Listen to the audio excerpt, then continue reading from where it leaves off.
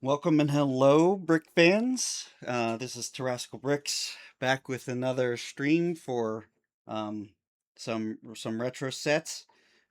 Today we are building two sets. So one set is the pirate set, 6260, and then we will have a bonus build as well. Considering that these builds probably won't take all that long in and of themselves. Um, but at the same time, I can split this stream up and make it multiple uh, videos on YouTube as well, kind of shorten it up. So, let's get started. So, set 6260 is Shipwreck Island. It's a pirate themed set. It was released in 1989. It has about 64 parts with two minifigures. And the set itself is the first one that we're doing that has a base plate to it. So as you can see, there's this little island base plate here that we will be building this set on. And, pirates were a fun theme back in the late 80s, early 90s. Again, they had the pirates, they had the Imperials, and then later on they had the Islanders, which was like a tribal thing, which we do have some of those sets. This was probably my second set with a cannon, which is one of the biggest reasons why I wanted it. Unfortunately, it's not a shooting cannon. They didn't have those for this particular set, even though I think some of them might have come with them. It depended. Um, but basically, uh, you know, I was able to get some of these smaller sets growing up. Um, as much as I wanted some of the larger pirate sets, especially the galleons, the big ships or the big fortresses, I was never able to get my hands on those. At least growing up as a kid. I did. My family didn't necessarily have a lot of money.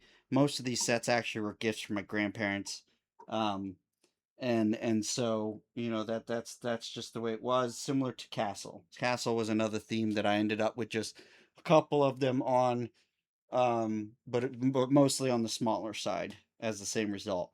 But I still loved playing with them growing up. They pirate theme, especially around the late '80s, started introducing some very interesting and neat uh, um, basically bricks. Not as blocky again, getting less blocky, and then the whole, minifigures being able to hold a lot more utensils and things along that nature made it for a more interesting and variety for these sets. So to get us started, we basically have again. I have the original instructions. These are my original ones from when I was a child. They're held up fairly good condition, as you can see. There's not really any rips or there's a little bit of one developing there in the center, but that's just along the fold lines. That's kind of expected. But yeah, so I think this one survived fairly well considering, I had a brother who liked to rip these things up if he got a hold of them. I've mentioned that in previous videos. But yeah, so if you want to follow along with this build, certainly you can go to brickinstructions.com and just enter in the set number 6260 in the search field, and it will provide you um, the instructions that you can follow along with. As we start getting into, I think it's the like 2010 era, those instructions will be found on Lego's website, Lego's official website. It's these earlier ones that they still haven't uploaded the instructions yet as part of their database. So hopefully they get to that point. But in the meantime, there are other sources like Brick Instructions. So if you want to follow along, you certainly can. All right. So again, without further ado, I'm gonna start with the minifigures, and I'm gonna set the instructions off to the side because again, I don't I've read that if you show the entire instructions, it can potentially start a copyright issue. So we don't want to start any of that. But we will start with the minifigures, and I have to also dump out the bag with the pieces in it, don't I? So, as you can see from my setup, uh, I've got 3 different camera views: a top-down, an isometric, and a parts view. For different reasons. One is to provide some variety in the video content at different angles. Kind of makes things neat, and especially as we get to the larger builds. And you could pick out pieces or look at pieces in the camera as well before they even get built if you want. But yeah, basically there's not a lot to this set. Again, it's only 64 parts in total.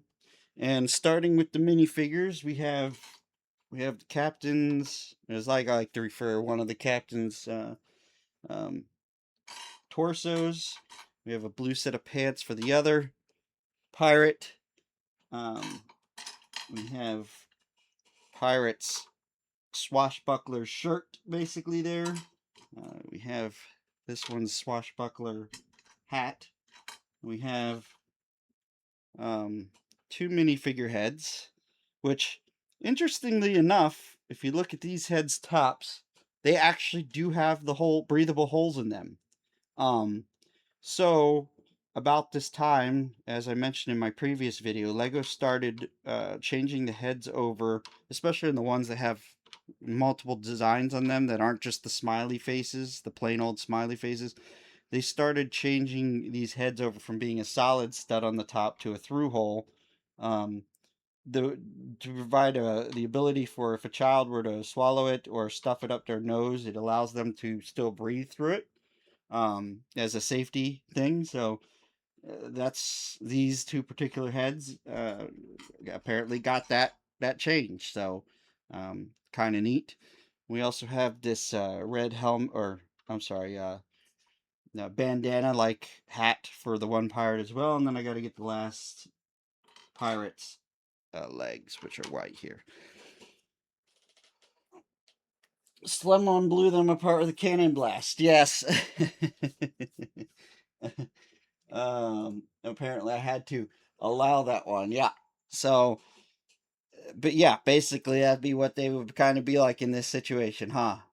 Um, I uh, I loved the cannon. Again, it was one of my favorite things growing up. I think I only ended up with like 2 or 3 of them in total along my run. I have more now, but and again, none of them were non-shooting. Any of the ones that I got, but the shooting ones obviously made things a lot more interesting.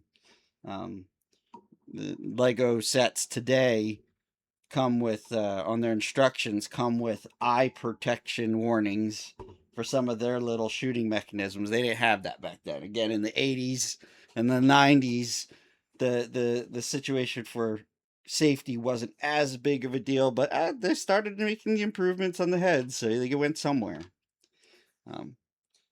Anyway, so we'll put these gentlemen together, but before I do, I did want to note that there were a couple parts I ended up replacing.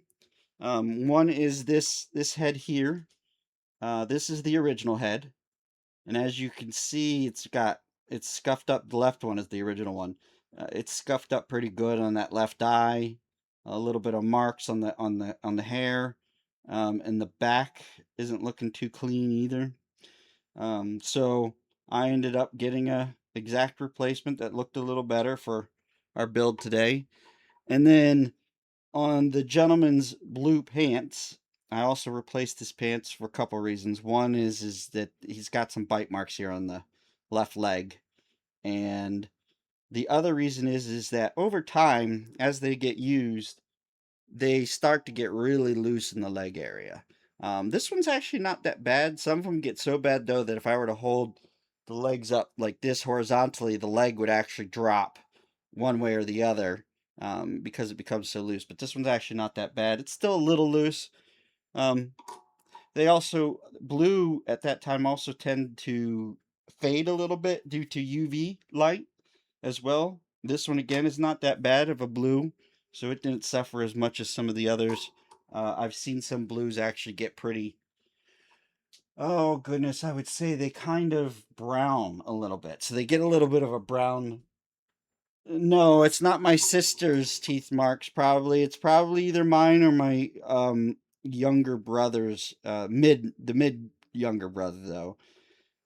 We did a lot of the biting back then because again that was the only way to get pieces off or get things off of.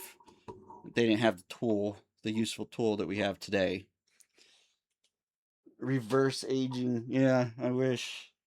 Um, if I could be 10 again or whatever. I mean, at this point, if at the release year I was 7, or no, 5. Sorry, it it was it was basically you know a lot of fun.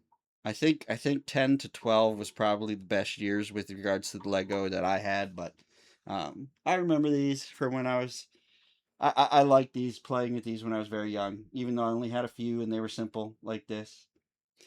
Back to the build though, so we'll put the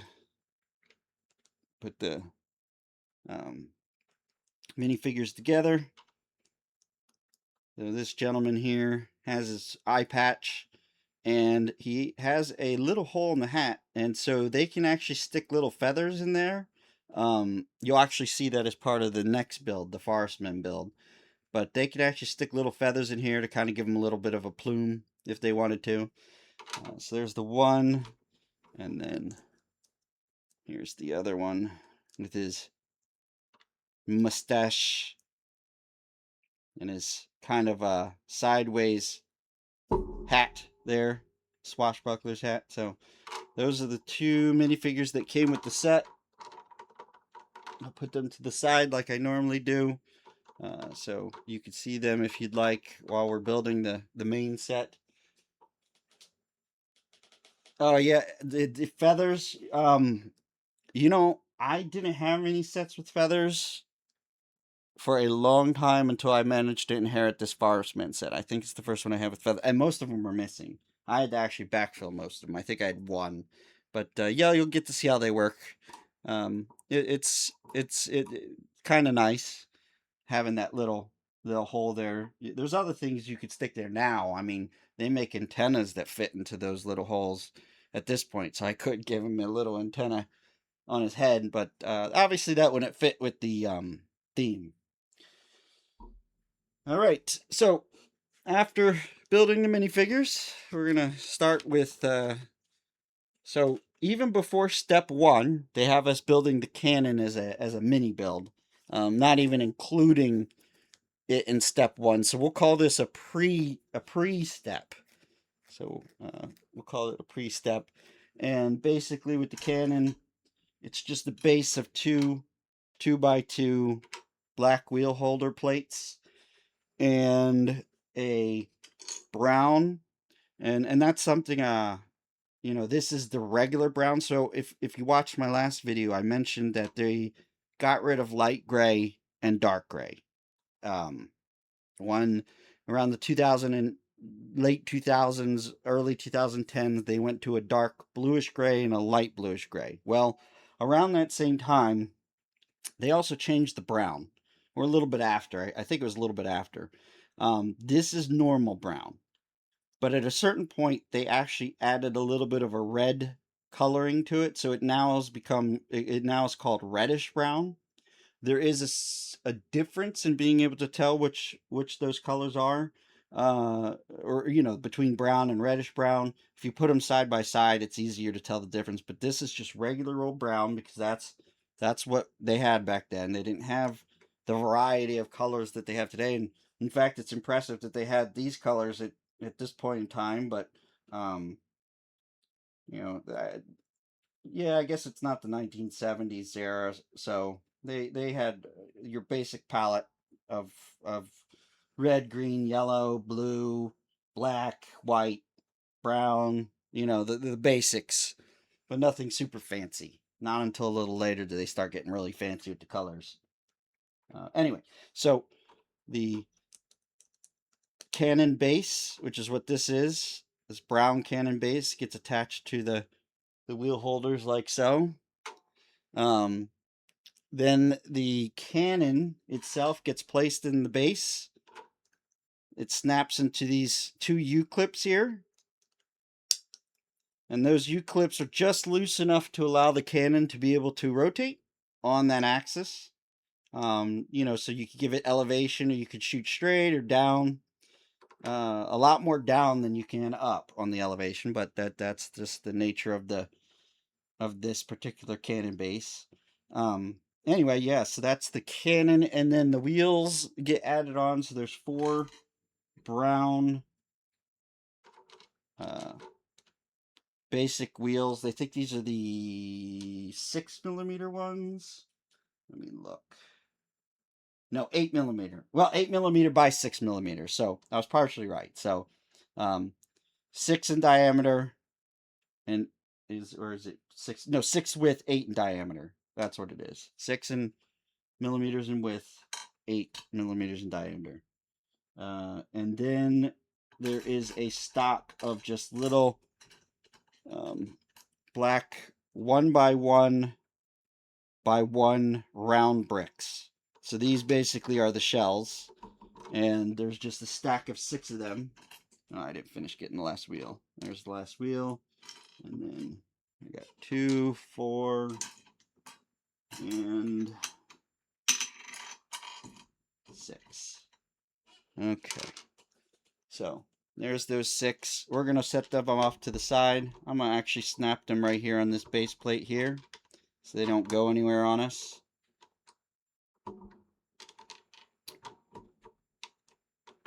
There we go. And we'll attach the wheels to the wheel holder, like so.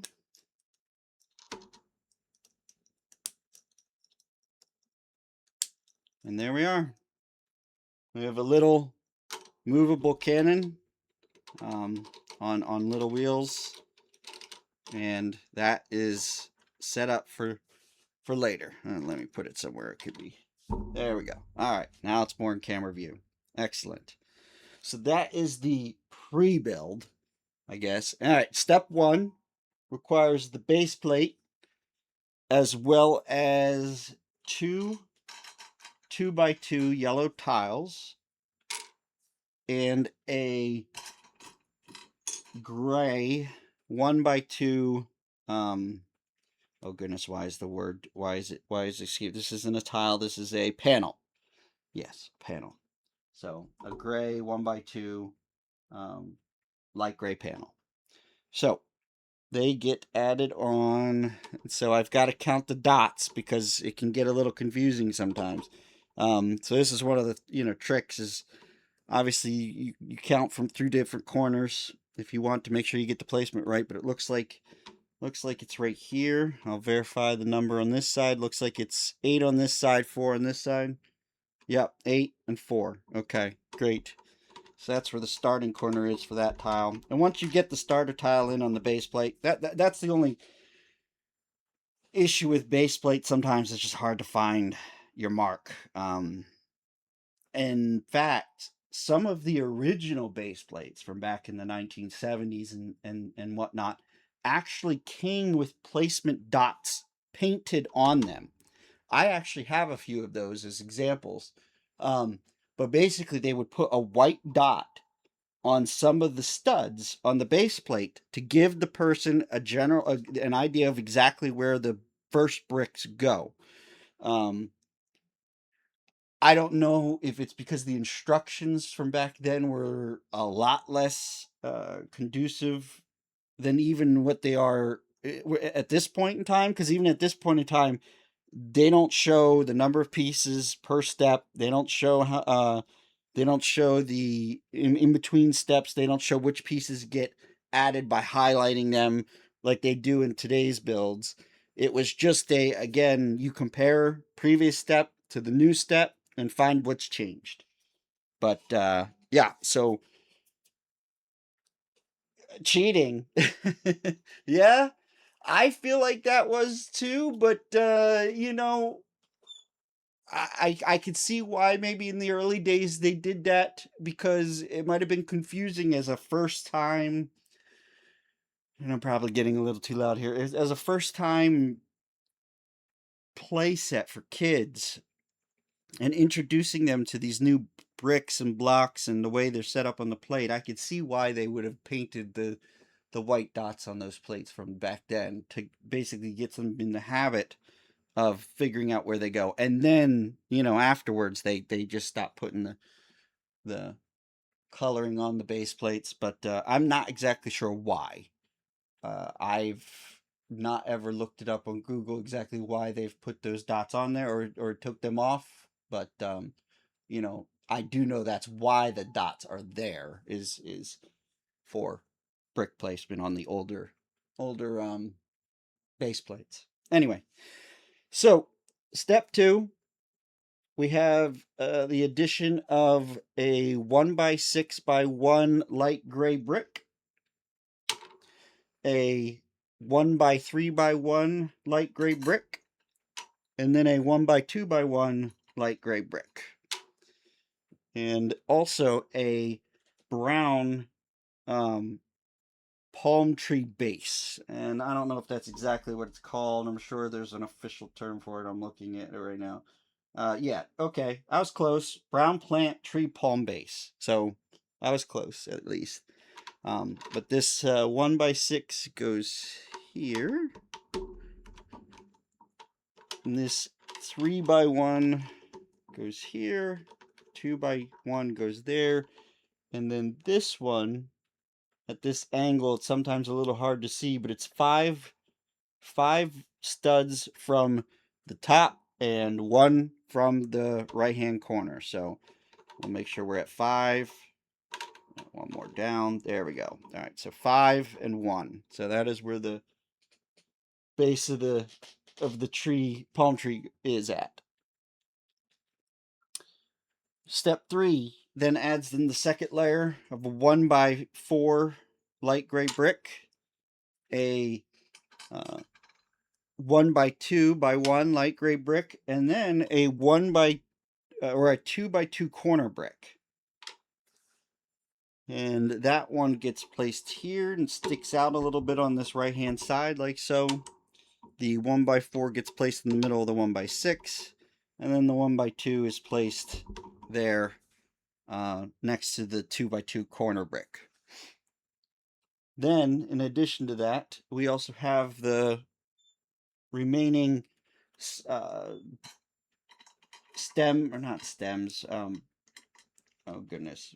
of the palm tree. And it looks like there are 5 of these, and they just get connected like so. And interestingly, these actually have a little bit of flexibility when they're snapped in. As you can see, I can turn it slightly. It's not very much of a degree of angle of movement in all directions. It can go in a circular motion. But what it does allow us to do is it allows us to make the palm tree bend a certain direction. And the more of these that there are connected together, the more bend you can get out of the palm tree. And so that was a neat thing they introduced. Because again, so as you can see, it can get bent to the right like so. It can bend. Oh, well, gotta hold the base sometimes. The base likes to fall off on the base plate. You can bend like the left, and then, well, if you go too extreme, it snaps off like that. But yeah, so it allows some flexibility in the palm tree, which is really neat. All right. Step 4. Step 4 adds in 4 of these 1x4x1 arches. And they're light gray arches. And they get placed like so. And this is basically the covering of the area for where the cannon's going to stick out, which is, kind of neat. I'm sorry, not the cannon, the treasure chest. It's the hidey hole for the treasure chest for this set. Cannon actually goes on the side of it. But yeah, it kind of fits the treasure chest fairly well, and you'll see that when we get to that point. And then in addition to that, we have a, and I'm going to have to look up what this one is, because brown bar with top stud and 4-bar arms. So basically it's considered a palm tree top. And so that is what we're going to stick in the center of that topmost trunk. And that allows us to then attach the leaves, or the palm branches, onto the tree. Um, and again, you'll see that here in starting in step 5, but also in step 6. So step 5, we have the addition of 2 of these palm tree leaves. And these are green. They have other colors, but in this case, they're green. And then on top of that, there are 2 1x5, or I'm sorry, 1x1x5 black. Do they consider these panels? No, black brick with a hollow stud, which you can indeed see that they have hollow studs in them. They made these originally with solid studs. Then they did some with hollow studs, like so, where you can see there's kind of a branching plastic on the inside of that. So you can stick a little small antenna or a pole or something like that in there, but it won't go down very far. The more modern ones, that bar in the center doesn't exist, so you can go all the way through the brick at that point with a small antenna or bar, basically a bar of any size and length that allow you to go completely through the brick. But in this case, these ones are not that way. They actually have a bar on the inside that prevents that. In addition, we also have these 2 1x1x1 headlights, and then 2, those are black again. I'm forgetting the color. And 2 black 1x1x1 bricks. And so step 5 basically places these tall bricks out here. I'm going to go off of the front here. So it looks like it's 4 away from the gray and 1 north. So that is where the first one goes. And then the second one's two studs away from that one. So that one goes there in line with the current one. The headlight on one side is placed underneath one of the 1x1 bricks, and then is placed on top of the chest hidey hole. And then the other one is the reverse. The headlight actually goes on top, and I'm doing it out of camera. The headlight actually goes on top of the 1x1 brick on the other side. So they are interchanged positions, at least, on opposite sides here. And then the first 2 palm trees, they basically get added on like so.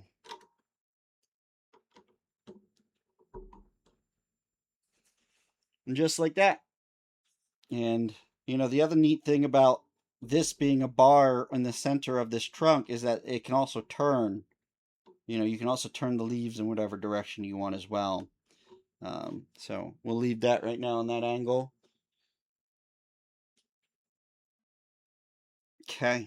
Now onward to step 6. Step 6 adds in the last 2 leaves, which again, these are green, and I haven't mentioned the specific size, so they're technically a tree palm leaf large, a 10x5.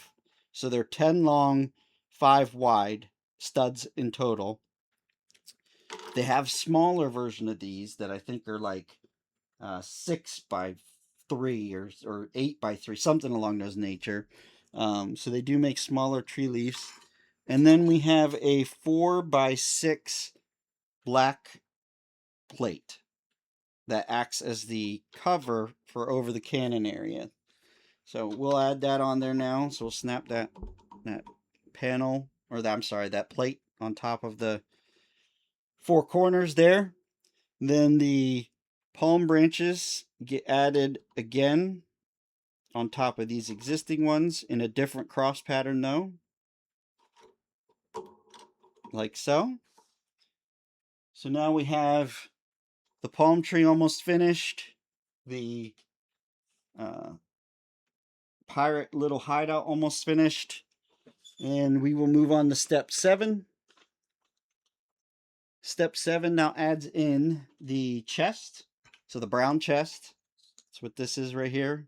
The top just gets snapped on like so onto the base, and this is just a 2x4 by I think 1.5, maybe. I think it's 1.5 in total in height that this chest ends up becoming, and then the lid is like only has 4 brick or studs on the top of there, but it's a 2 by like 1/2 lid, and they get snapped onto the base of the chest.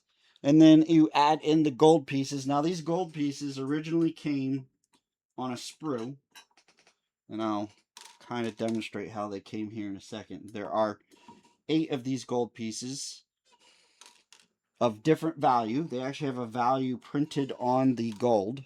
I'll show that to you as well. So if you look there, you can see this one is a 30. Kind of hard to see, I guess, the 3 in this lighting. So let me try for an easier number like 20 or 10. So this is 20. Yeah, I can kind of see that there. And then let me see if I can find a 10. 10 is kind of easier to look at as well. So that's a 10. So they have different values, and they go from 10, 20, 30, 40. And then when they come in a brand new set, they come in a sprue, a sprue that sits at the center of 4 of these at a time. So each sprue then has a 10, 20, 30, 40 on it in a square pattern with the sprue, and I'll use an upside down gold piece as an example of what that sprue would look like.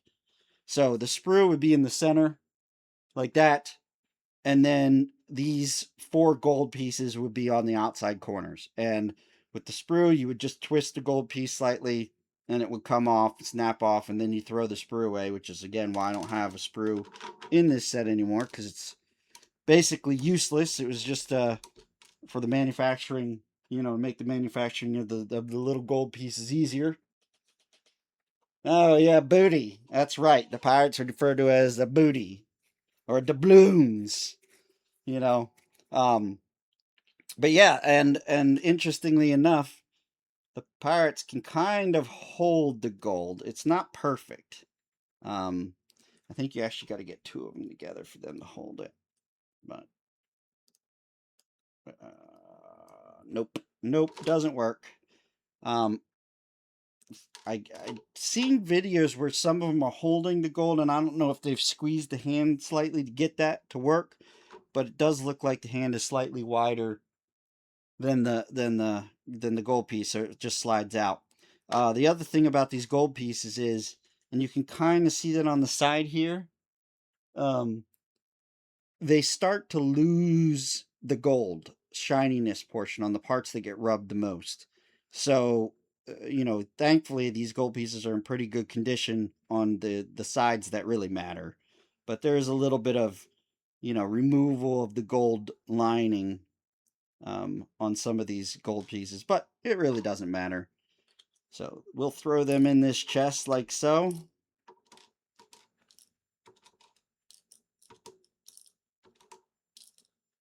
And then close the chest up. Right, they're only gold plated. They're not real gold. Trust me. If Lego started producing real gold pieces that tiny, well, I think the set 1 would cost a lot more, but 2 be probably a little heavier as well. Anyway, so this chest just slides in here into the little hidey hole for that chest and sits there like so. I'll move this minifigure back over here for now. And then we also add in step 7 the pirate flag.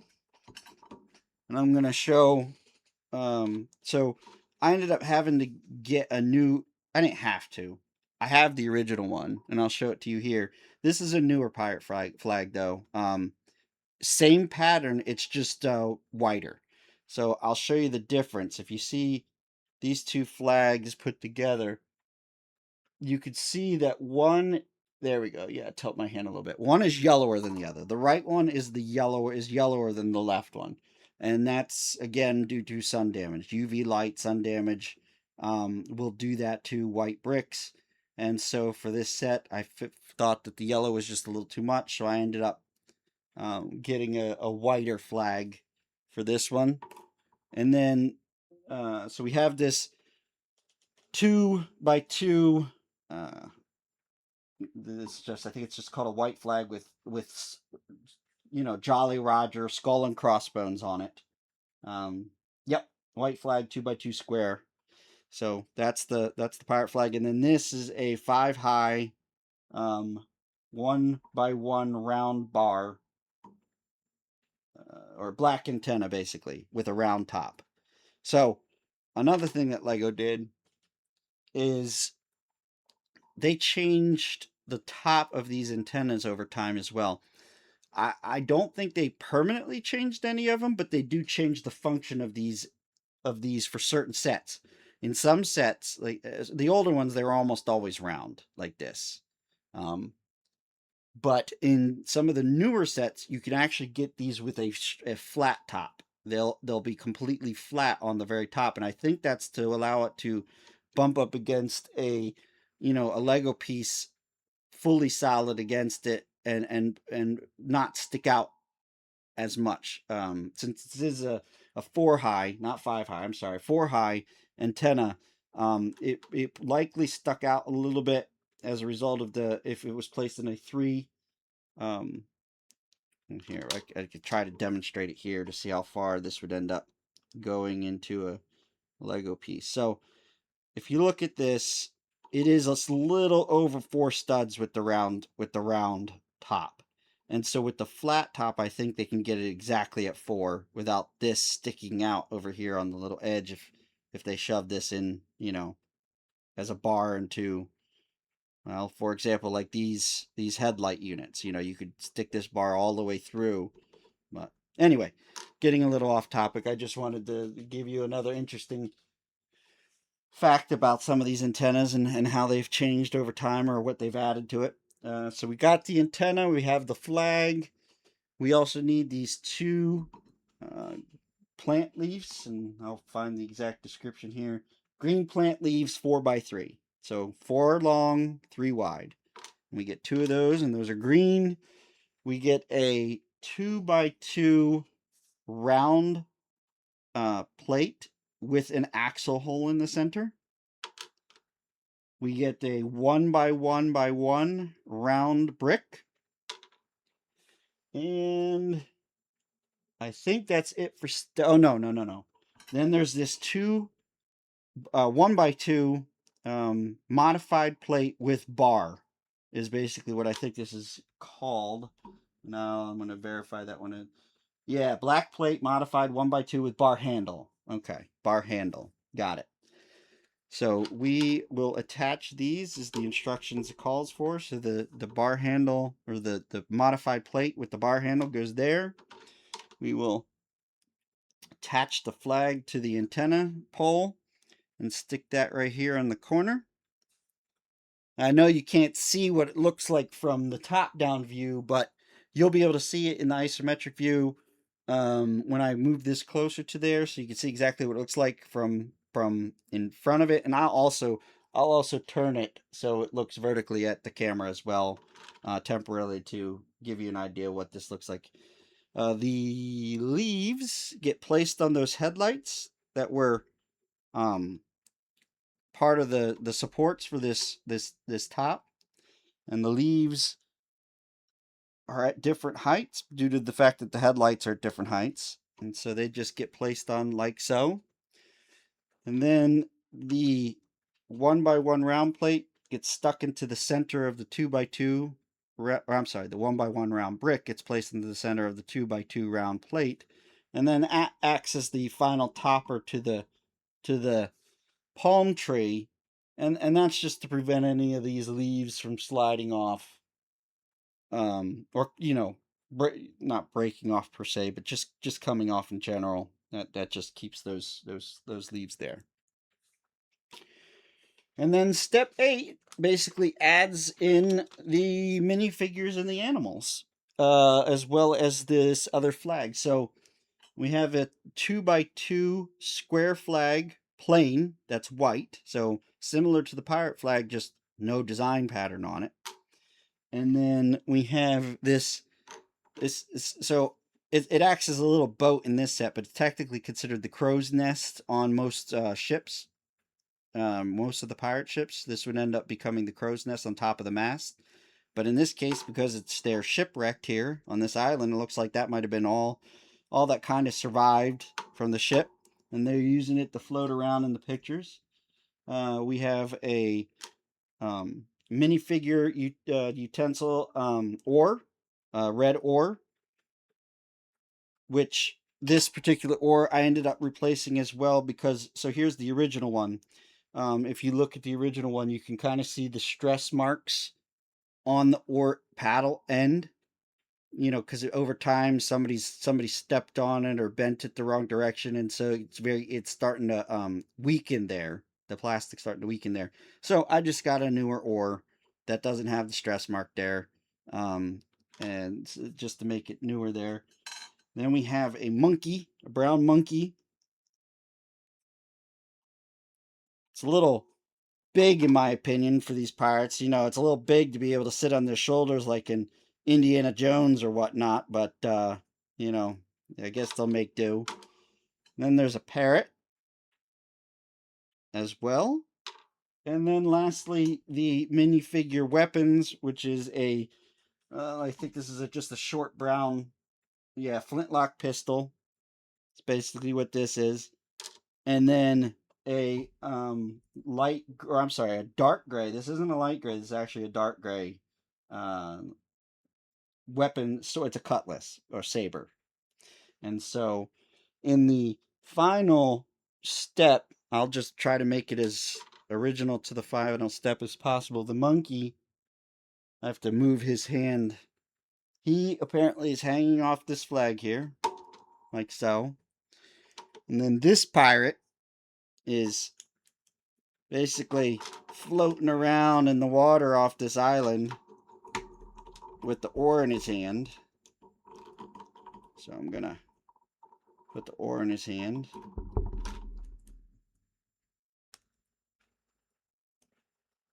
There we go. He's got it on an angle. So he's now floating around with that oar. This flag gets added here to kind of hide the cannon when they're not using it. So it comes down when they're not using the cannon. The cannon itself gets slid in here, according to the picture. The 6, and I know it's kind of hard to see because the palm tree is kind of blocking it, but the 6 one by one round black bricks are stacked technically here, which I don't understand how they're here because they're in the water. I personally would not recommend placing this ammunition in the water. You can get wet, won't fire, but you got to use your imagination. Oh, no size shaming. Yeah, he's a big monkey. He is a big monkey. Not a gorilla though. Not gorilla big. And then George from the Curious George. Yes, he does kind of look like Curious George from the side. I'll turn him so you can kind of see him from the side. I think he does look like George as well. I wonder if he'll cause as much trouble as George does too in those books.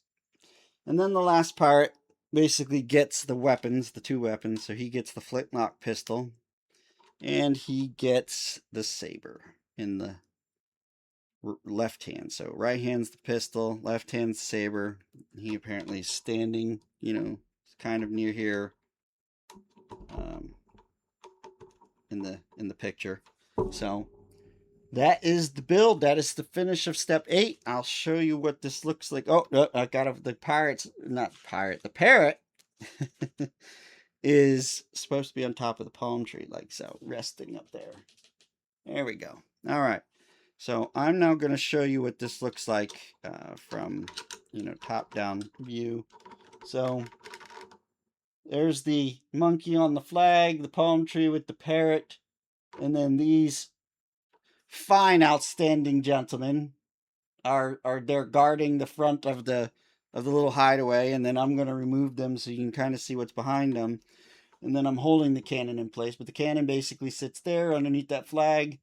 And then the pirate booty sits here in this chest that just slides out whenever they want to, I don't know, buy food or something. But they typically like to guard their gold. That's what pirates do. They'll hide it and then not tell anybody where it is. But yeah, so that's Shipwreck Island, set 6260. Fairly simple set. I know I probably took a little longer to build it than, of course, it would normally take anybody.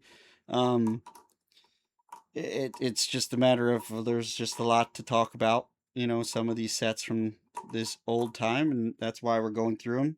I am going to go ahead and place this set over here by the isometric camera so you can kind of get a nice view of it there. Along with, I did add in a light, so we'll see if this helps that view a little bit. It kind of does. I still need to put a different light behind the whole thing, but at least you can see it a little bit better, from what the picture actually shows on the instructions and on the front starter page that I had before we started this stream. Why would they buy food if they have swords and guns? Well, I'm pretty for sure you can't stab. You could try stabbing fish with a sword. I don't know how well that'll work. And shooting them certainly is not a good idea. And I would definitely not recommend they point the cannon into the water and try that either. I mean, then they're not having, at least with the sword and the pistol, they might get some of the fish, but not with a cannon. So, yeah, they got to buy their food. That's what you make the gold used for whatever you want. But they're stranded on an island. I guess the gold, I don't know what good the gold's going to do for them anyway. Hence the name Shipwreck Island, right?